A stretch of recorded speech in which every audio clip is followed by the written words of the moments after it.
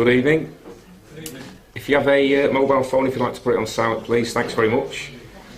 Right, a massive welcome to Tony Topping with, slight change of title, Tales from a UFO Continuum.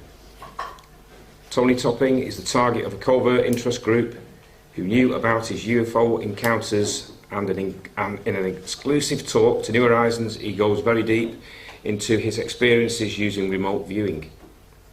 Audience participation is invited. Tony brings hot off the press information and an unorthodox opinion on how disclosure is working. His deep experiences continue, and he will go even deeper into the self-reflection of the encounter experience. So please welcome Tony Topping. Good evening, hello there, good evening everyone. Yes, good evening. Well, my name is Tony Topping, and for those of you, I think there's some new faces here, so I'm going to, for those of you who have already seen me before and have seen, I'm going to go over some slightly old ground, just so that new people can get familiar with who I am and what I do. I'm often in the media. If it wasn't for St Anne's, St Anne's is normally a test bed for me with my research as to where I can go with it and where I can launch with it. And really my driving engine, we were talking about this, me and Rob, earlier. The situation is that we have a situation where we've got new laws coming in to do with domestic extremism and domestic terrorism and all that kind of thing. And there's a possibility that people like me could be targeted by such individuals because we are classed as some sort of subversive, some sort of situation could occur where we're classed as domestic extremists. But the thing is this, is that I'm a gentleman who is being targeted by a covert interest in the pursuit of understanding the UFO phenomena. I had a group of individuals who are still out there, and I'm angry and I resent it that we have a group of individuals out there in the public domain who come under the banner of secrecy, who are a covert interest group who have targeted people like me and others and made their lives a living hell. I'm angry about it, I don't like it. And it's disgusting. What has gone on is absolutely disgusting. And I was targeted neurally and targeted with mind control. Now, before I go into the talk, this is brand new material. Tonight for St Anne's, it was going to be mystery school. We were going to convert it into a mystery school, but my dear friend Sue, she couldn't make it this evening. She's in the audience tonight, but what we did is we've changed it round, and I emailed Rob, and I said to Rob, what the hell am I going to do? Blah, blah, blah. And luckily for me, over the past month, brand new material, new images, UFO stuff, and I hope you're going to like it very much. What we're going to do, it's an interactive evening, and we're going to demonstrate a very important concept this evening, which is all about the continuum. So it's, you know, all about the bass as the song goes. This is all about the continuum. You may not know what the continuum is. That doesn't matter at the moment, that won't matter, but the information comes directly from my UFO encounters. And the important thing to remember, ladies and gentlemen, is this: it's not what you know, it's what you can prove. We can prove, beyond any doubt, with the mainstream paradigm that is around us, that none of this is happening. We can prove that I am a delusional man and I am a fantasist who is completely paranoid. We can prove that. The mainstream media can prove that. We can wheel on Dr. Chris French and we can prove that. However, nothing is further from the truth. What you're about to see genuinely happen to me is happening to me. I was targeted only yesterday morning by remote mind control technology, which is confidential to myself, and it's very nasty. So what I'm doing is I'm speaking in the public interest, and the man in particular, there's two men, but one man in particular who is responsible for all this. This information, I hope, will make you enjoy it. I hope you'll leave tonight with a better understanding of the UFO phenomena and what goes on. I'm actually going to explain a psychic warfare thing that goes on behind the scenes as well. It's very deep, very complex, but it'll be fine.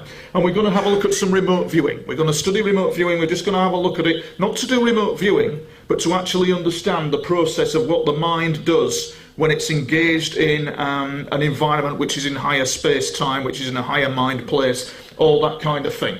And that's actually an image of a UFO, just to kick things off there, that's come out across the sky there, up in Germany. Germany's a very important place for UFO sightings, as we will see. What I think I wanted to do is show you these journals. These journals, ladies and gentlemen, are journals of what they did to me, and I'm angry about it, from 1999. Until now, really. These journals, these date from about 2001, and there's all sorts in there. And what would happen with venues like this, and it's all due to your good public who come to see me, with venues like this, what would happen, and in the early days at Probe and in the early days of other conferences, is I'd stand here and I'd go, they did this to me, they did that to me, they were going to do this, they were going to do that, and I wouldn't even have a PowerPoint. I've come a long way since then. And it would be fear, drama, fear, and the energy in the room would drop, and people just, it wouldn't be a pleasant experience for them. So what I'm trying to do this evening is to go deep into my experiences. They're my experiences. You could call me a Billy Meyer, you could call me an experiencer, whatever you want to call me. I have a friend in Sweden who I cross-correlate with because he's having the same interactions I am. He's not really in the public domain. He lives in a little village in Sweden, and he is cross-correlating what I'm seeing. So we've got a cross-correlation going on. Other friends are as well, including my good friend sat at the front here who's correlating. We're correlating stuff all together because it's the quality of the information. Anybody can stand here and spout any old claptrap, but it's the quality of the information. And in my journals, I was wondering what all this was all about. These journals go into all kinds of things that were happening to me, and I wanted to find answers. And the evolution of these answers began in 2014 for me, where I was dealing with two extraterrestrial groups. We call them groups of extraterrestrials, for those of you who don't know. There are two extraterrestrial groups I'm dealing with, and there was a focus, and there is a focus on one group. And so my journey this evening is about who, where, what, but the why this has happened is continually eluding me. The why, I just cannot get my head around why it's happening. I just still can't get my head around, and everybody's cagey about it because in this environment you hold a deck of cards. You hold a deck of cards and nobody is telling you what deck you're holding, but they can see the hand that you're playing. So we're going to look at quite a few things. We've got whole new UFO footage and clips for you to have a look at, very kindly taken by my friends, especially for this talk. It's not gone anywhere else really. So, enjoy, please do. So we're going to have a look first. I want to have a look at a few concepts. I want you to have a look at a man called Robert Dean. Is anybody familiar with Staff Sergeant Major Robert Dean? Yeah, two people, yeah, three, yeah. So, it's not, oh, you're Robert Dean. Is that your name? Yeah, it's my namesake, yeah. Oh. When I first Googled my name, when I went on the internet, I thought, hell, I'm a UFO expert in America. Oh, he's a top guy. Oh, he's a top guy. And it's very good. Very good. And he's very angry because, and this is one of the key things he said at the UFO conference at UFO magazine, the editor of which, UFO magazine, died aged 52 of a brain hemorrhage. It is very worrying that researchers, even researchers like myself in the thick of it, are targeted by unknown interests. It's very concerning for the democratic process, very indeed. This guy is Robert Dean. And it all began for me, really, the harassment started, really, when I rang NATO headquarters, because I was looking for a document called the assessment. And so, like a naive fool, I just rang them. Shape headquarters rang them. This lovely Belgian lady who could speak English said, "No, I'm sorry, we do not have that here." Put the phone down. And as a result of that, I had a man, a few days later, a man going up a telegraph pole with headphones on, the phone was tapped, and off we went. And it was all to do with it, but what we're looking at is, and that began a rather darkly comical journey into the world of covert interests and targeting. But what we're looking at is the work of Robert Dean. Now, this is the biggest secret of all about aliens. You'll read on the internet, you'll go on the internet, and you'll read that they are mantid, they're Draco, they're this, they're that, the other, they're greys, they're a winged reptoid. They won't tell you, however, that we look like them and they look like us. The biggest secret of all, in terms of UFOs and the people behind them, is that they look like us. And they do. And they're a bit taller, some of them are a bit taller, some of them are a bit smaller, but in a lot of cases the eye structure, the jaw structure, the colour of them, they'll look similar to us but they won't be like us. It took a bit of an adjustment. If one of them stood here now, you're talking about, I think it'd take you about a good 10 minutes to get used to it. But as Robert Dean says, and this is very true, your governments and the governments of this world do not believe that you're mature enough, do not think that you could handle the situation, and do not think that you are mature enough to understand that we are not alone in the universe. This causes, as we will discover later, a very bizarre, paradoxical situation that has taken me nearly 2 years to understand, based on years of being hounded and frankly effing tortured by goons and all kinds of things happening to me. It's taken me nearly 2 years to crack it, but I have done. And this is what my story is about. It's about me cracking these journals and understanding what's going on, and it's about you understanding a little bit more other than what you're reading on the internet about the UFO situation. Now, the NATO did something called the assessment.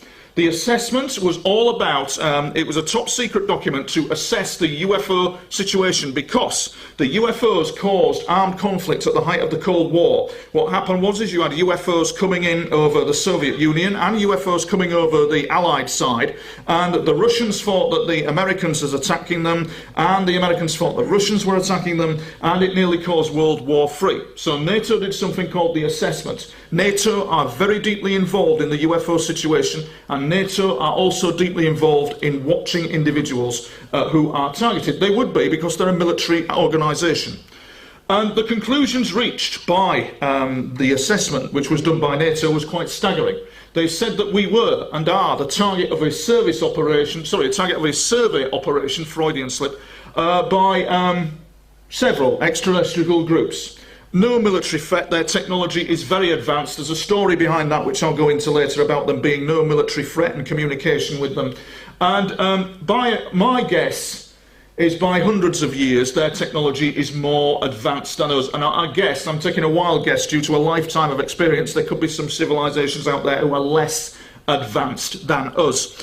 There is a school of thinking by some of these guys in the Black Ops community who have done all this, and I don't know whether it's true, I'll just throw it out there to you, is that they have managed to see and have the technology to see reverse dimensions. So when they see the planet Jupiter, they've got the capability to see the reverse dimensional side of it, which tells a very different story to them. And speaking of reverse dimensions, there is one group in particular that is of a reverse dimensional nature, and the consequences of the individual who is the UFO contactee you won't read on the internet, you won't hear it on the internet, you won't see it on the internet. So what I'm about is about giving you information that you won't see on the internet, from what I hope is the real deal, for what I've lived through and been through. I hope so for you.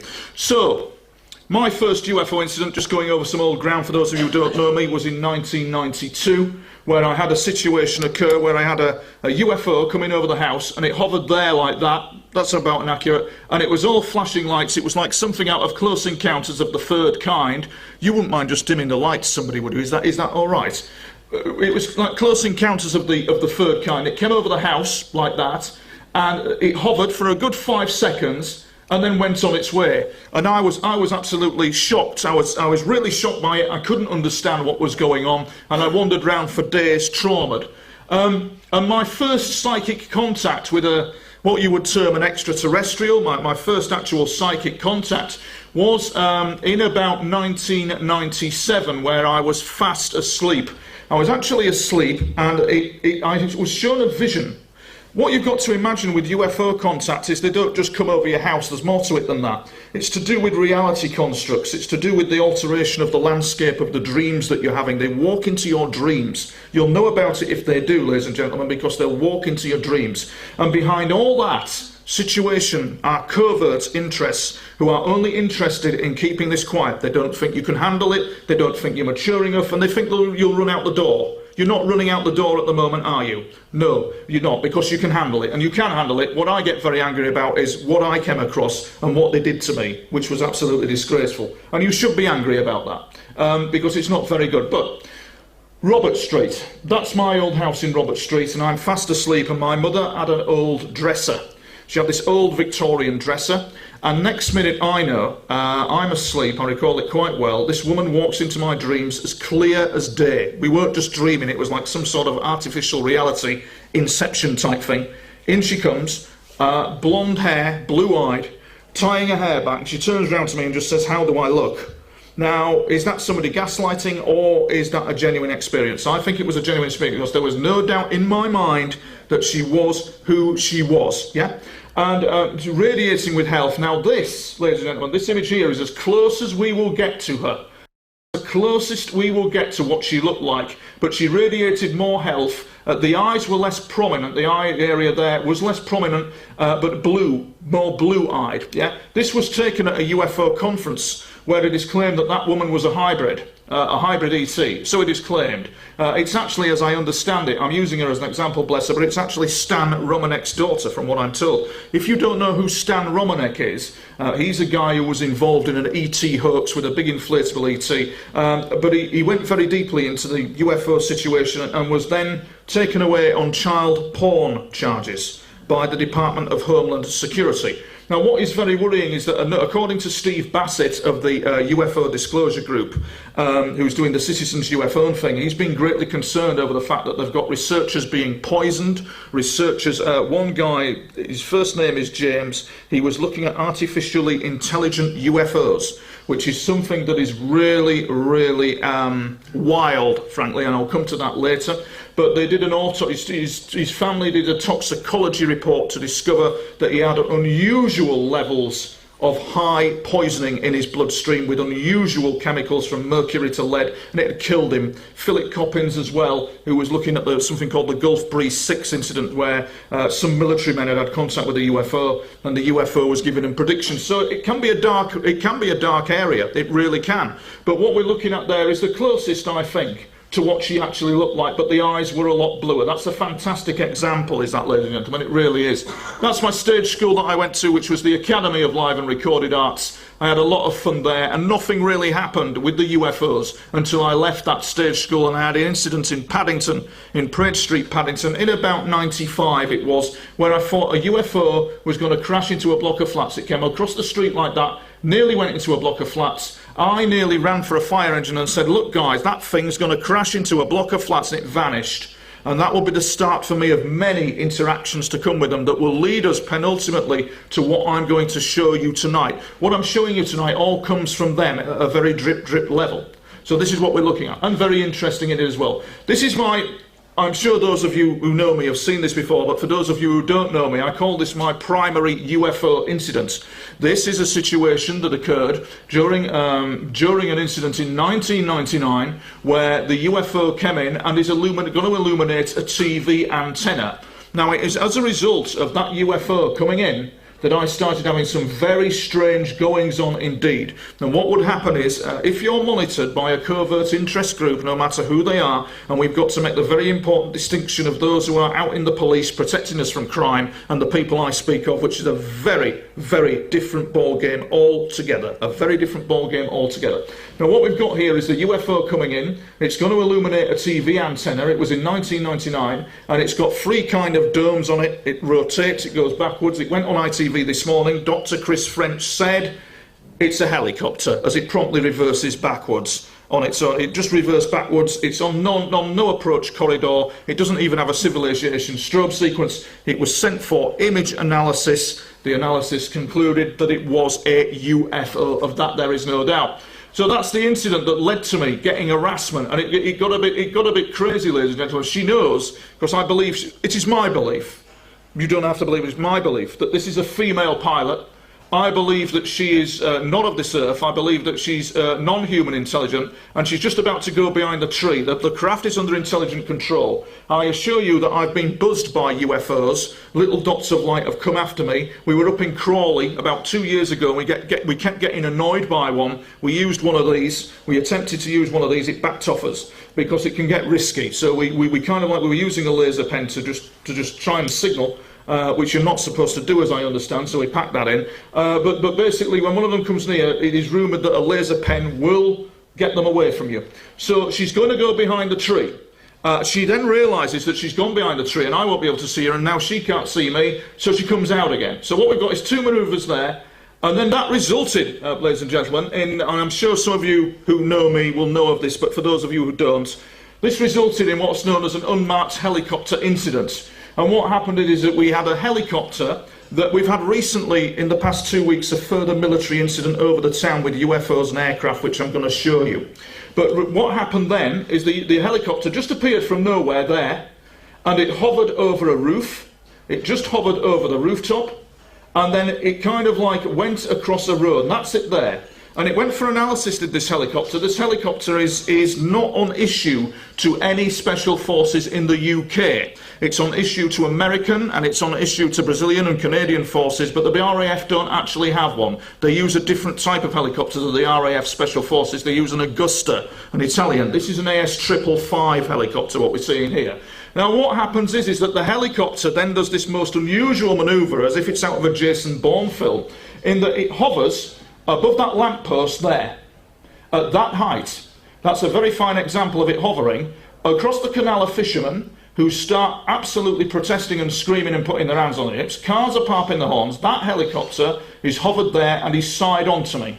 He was side on to me here, ladies and gentlemen, on the previous slide. He was side on to me on the previous slide there. That's his modus operandi in flight. I noticed that he was side on. He was never on me vertically, he was always side on to me, because he had to be, because he was taking signature analysis measurements. Hard to understand, I know, but the helicopter is bristling with camera gear, hence him, and measuring equipment, hence him going across the road junction to be side on to me.